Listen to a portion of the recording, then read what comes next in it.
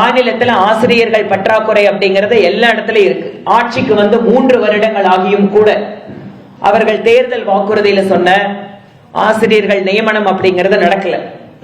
ஒரு டீச்சர், குறிப்பா ராமநாதபுரம் பகுதி, உக்கடம் பகுதியில 5வது வகுப்பு வரைக்கும் இருக்கக்கூடிய கார்ப்பரேஷன் பள்ளிகள்ல 5 வகுப்புக்கு சேர்ந்து ஒரு ஆசிரியர் இல்ல 2 ஆசிரியர் தான் இருக்காங்க. ஒரு பக்கம் என்னங்கிறோம், மேற்கல்வியில அதிகமா தமிழ்நாட்டில் என்ரோல்மெண்ட் இருக்கு, எஜுகேஷன் லிட்ரஸி ரேட் ஜாஸ்தி இருக்கு, எஜுகேஷன்ல நாங்க தமிழ்நாடு வளர்ந்திருக்கோங்கிறோம். ஆனா இன்னைக்கு சிச்சுவேஷன் என்ன? ஆசிரியர்கள் பற்றாக்குறை அப்படிங்கிறது கல்வியை மிகவும் பின்னங்கிய நிலைமைக்கு எடுத்துட்டு போயிட்டு இருக்கு. அதிலும் குறிப்பாக ஏழை குழந்தைகள் படிக்கின்ற அரசு பள்ளிகள். ஒரு பக்கம் மத்திய தர குடும்பங்கள் அவங்களோட குழந்தைங்களோட படிப்புக்காக சம்பாத்தியத்துல கிட்டத்தட்ட 50% இன்னைக்கு குழந்தைங்களோட படிப்புக்காக செலவு பண்றாங்க. தரமான கல்வி கொடுக்க வேண்டிய அரசு கல்வி நிலையங்கள் எல்லாமே இன்றைக்கு ஆசிரியர்கள் பற்றாக்குறை, இன்ஃப்ராஸ்ட்ரக்சர் இல்லாத காரணத்தால பாதிக்கப்பட்டிருக்கு.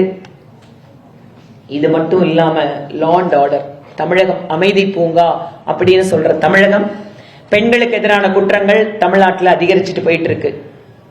முதியோர்களுக்கு எதிரான சீனியர் சிட்டிசன்ஸ்க்கு எகென்ஸ்டான கிரைம் தமிழ்நாட்டில் இன்க்ரீஸ் ஆயிட்டே இருக்கு. அதனால அமைதி பூங்கா அப்படிங்கிறது திராவிட முன்னேற்ற கழக அரசுல உண்மை இல்லை அப்படிங்கறது இந்த ரிப்போர்ட் சொல்லுது. இந்த காரணங்களை எல்லாம் வைத்து லட்சியங்களை புறக்கணித்த அல்லது ஊழல் மிகுந்த திமுக அரசனோட ரிப்போர்ட்டை public policy centre, research centre இன்னைக்கு வந்து வெளியிட்டு இருக்காங்க. இத மக்களிடம் எடுத்து செல்வதற்காக அத்தனை ஊடக நண்பர்களுக்கும் இங்க நாங்க இந்த ரிப்போர்ட்டை வெளியிட்டு இருக்கோம். இதனோட சாஃப்ட் காப்பியை நாங்க மீடியா குரூப்ல எல்லாத்துக்கும் நாங்க ஷேர் பண்ணிடுறோம். You please cover it. இதை இல்லாமல் இத்தனை விஷயங்களையும் தேர்தலையும் நாங்க பிரச்சாரத்துல சொல்லிட்டு இருக்கோம்.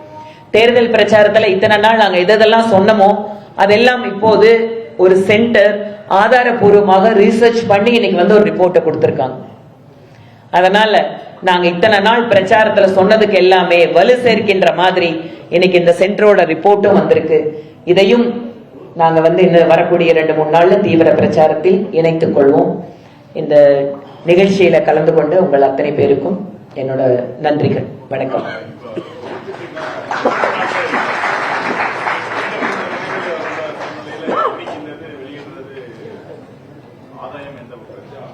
இந்த ரிப்போர்ட் வந்து கிட்டத்தட்ட ஒரு வாரத்துக்கு முன்னாடியே ரெடி ஆயிடுச்சு. தொடர்ச்சியான தேர்தல் பிரச்சாரங்கள், இன்னைக்கே கூட காலையில நான் மதுரையிலிருந்து இந்த ரிப்போர்ட்டுக்கு வேண்டிதான் மதியம் இங்க வந்தேன். இது கிட்டத்தட்ட அவங்க ஒரு வாரமே எங்களோட கம்யூனிகேட் பண்ணிட்டு இருந்தாங்க. ரிசர்ச் ரிப்போர்ட் ரெடியா இருக்கு, ரிலீஸ் பண்ணணும் அப்படின்னு.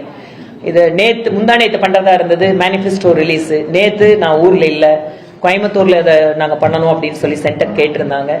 அதனால தேர்தல் நேரத்தில் இதெல்லாம் தேர்தலுக்காகவான்னு சொன்னீங்கன்னா இல்ல, தேர்தல் நேரத்தில் அதான் சொன்னேன். முன்னாடி நாங்க என்னென்னவெல்லாம் சொல்லிட்டு இருந்தோமோ அதெல்லாம் இன்னைக்கு ரிப்போர்ட்டா கொடுத்துருக்கோம், ஆதாரபூர்வமா கொடுத்துருக்கோம். அதனால நாங்க உண்மைதான் பேசுறோம், உண்மை இல்லாத எதையும் நாங்கள் பேசவில்லை. எங்களை எல்லாம் திருப்பியும் என்னென்னவெல்லாம் கமெண்ட் பண்றாங்க, நீங்க உண்மை பேசல, பொய் பேசுறீங்க சொல்றீங்க. பிஜேபி என்னைக்கு உண்மைதான் பேசும் பாருங்க, நாங்க கையில ஆதாரத்தோட சொல்றோம்.